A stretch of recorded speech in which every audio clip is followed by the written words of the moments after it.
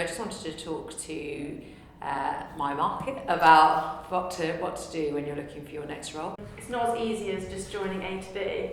There's a lot of C, D, E, F things around. Work out where you want to go, and then you want to go back step by step on how you're going to get there. If you don't feel fully invested in looking for the next step, then there's no point to kind of make the starting steps. You've got to be all in. These days, you cannot overlook the world of LinkedIn. You need to have your profile, your brand, your personal brand, all set up against where you want to go. You need to think about a niche that aligns to your market. You need to be super passionate about it so you can push out lots of content. And be sure to make sure that your front page is all goal aligned. Another thing that's really important is making sure that you have brushed up on your CV, and that counts for people down here and people up here. Everyone's got to have a CV. Start off with what I want to achieve, then what I've achieved so far and how I would be able to get there, and then make sure that you work backwards, keeping it brief but ensuring that you cover off all of the key projects, the key difficult situations that only your personality and your skill can help you to overcome. When advising candidates on how to format their CV, I always would recommend that they think about the audience. For example, if they were sending their CV to a Big Four, they need to think about the STAR methodology, which is used throughout a assessment. You want to talk about the bits that make you special. Obviously nobody wants a big ego in the room, but ultimately they're hiring you for what you can bring that's unique to their team. So making sure you think about the Emily factor. Just keep it short and sharp, but I like it when it's very easy to read, when you can just bang, bang, bang, even just sort of keywords at the top. The format of it should be very easy for us to kind of be able to sift through your CV.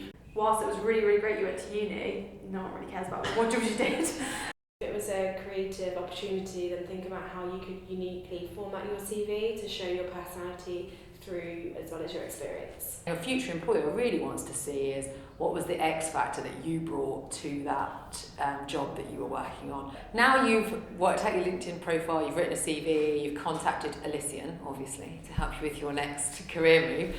Then you've found a job that you really want to go forward for, secured an interview, well done you. Now it's making sure that you've done the background prep so you can get through this next hurdle.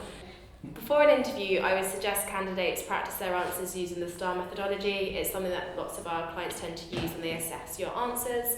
So this is S for situation, T for task, A for action, and R for result. I just advise someone being themselves. I think that's the best way forward. Try and stay as relaxed as possible, because that's the best way to kind of optimise your performance. So if I came into an interview and I tried to pretend that I was good at maths, someone's going to...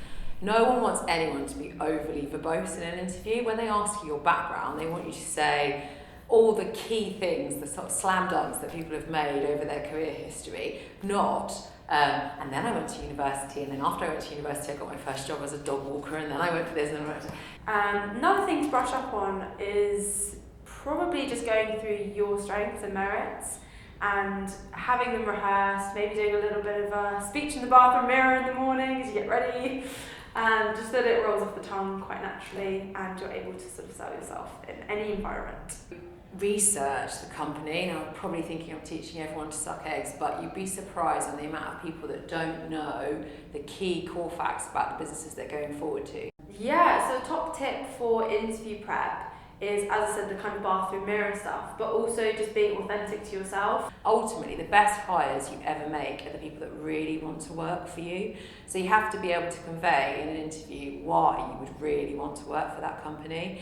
And I think that's one of the most important things that I could ever give to any candidate going forward, is to think about, is this the right place for me? Because ultimately, if you find a company that suits your culture, your vision and your values, then you'll be much more successful with them going forward.